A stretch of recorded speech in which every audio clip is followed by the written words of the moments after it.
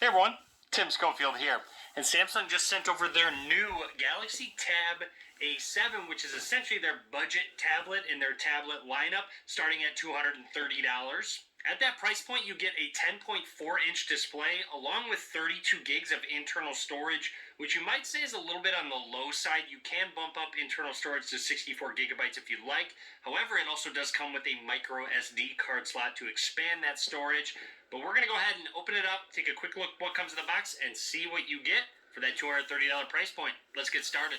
The model Samsung sent over for us to check out is the dark gray 32 gigabyte model, and let's see what we get. Opening it on up, looks like we've got our Tab A7 in a cloth. We're going to keep it there, keep that build up that suspense, and check out what else comes in the box. Standard booklets and a micro SD card ejection tool. And finally in the box, your Samsung fast charging travel adapter, which is USB Type A, with the charging cable USB Type A to USB Type C.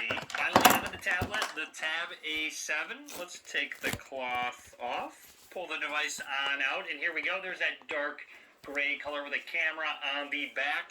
I'm going to go ahead and boot the tablet on up and take a close look at this tablet. Down at the bottom, you have a 3.5mm headphone jack. I'm sure that's a welcome addition for tablet users. Not one, but two speakers, and these are two of four speakers actually. USB Type-C slot for charging, microphone. Moving along up towards the top is another microphone. You've got your volume rockers and power button. And then along the left side are, yes, the other two speakers. So quad speakers on this device should be really solid for multimedia. Down at the bottom is where you'll find that micro SD card slot, which can expand up to 1 terabyte of storage. And then flipping it over on the back is an 8-megapixel rear camera. You got the Samsung logo. Let's go. I'm going to run through the setup process and only talk about anything noteworthy. There's no fingerprint scanner built into this tablet. However, you do have face recognition. We can set that up.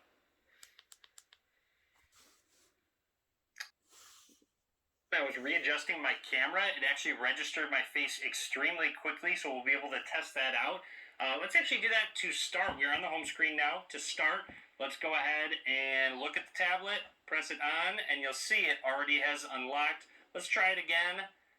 Press the power button, swipe up, and it's already unlocked. And yes, it is using Face Unlock. You'll notice that icon up at the top. You can double tap to wake, and you'll see it instantly unlocks it. So Face Unlock is really snappy. And just a closer look at that 10.4-inch LCD display, 2000 by 1200 resolution, which is a 5:3 aspect ratio. Up at the top of the tablet, you'll see a 5-megapixel front-facing camera. You also notice some thicker bezels, I guess. However, on tablets, I really don't mind because then you got a spot to place your thumbs. And then, of course, you can use it in portrait mode. You don't have to use it horizontally. It's a little much taller when you hold it this way. So, realistically, I'm kind of happy that they decided to put the webcam in the middle here because probably use it most of the time horizontally.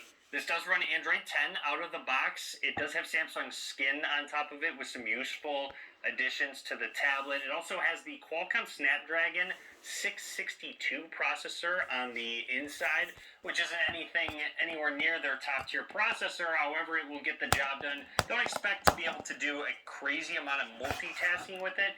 This is probably made for maybe one app at a time in terms of if you want to do some gaming, if you want to watch some videos. This is actually great for that considering it has a 10.2-inch display. It has those quad speakers. And as a quick example for some video content, here is YouTube with your suggestions over to the right. You can check out comments. You can give a video a thumbs up if you'd like to. And if we play it, put it in full screen, you'll notice with this aspect ratio, very minimal black bars at the top and bottom. Not really noticeable, to be completely honest, with that 5:3 aspect ratio. And let's turn the volume up all the way. How cool it actually does look. So right away, definitely sounds very loud and clear. Let's do a quick test with a song. And as you guys know, I don't want to mess with any copyright music, so we're going to play a copyright-free song real quick. Give it a quick little test. This is about at 50%. Let's skip ahead a little bit where it gets a little louder. Here we go.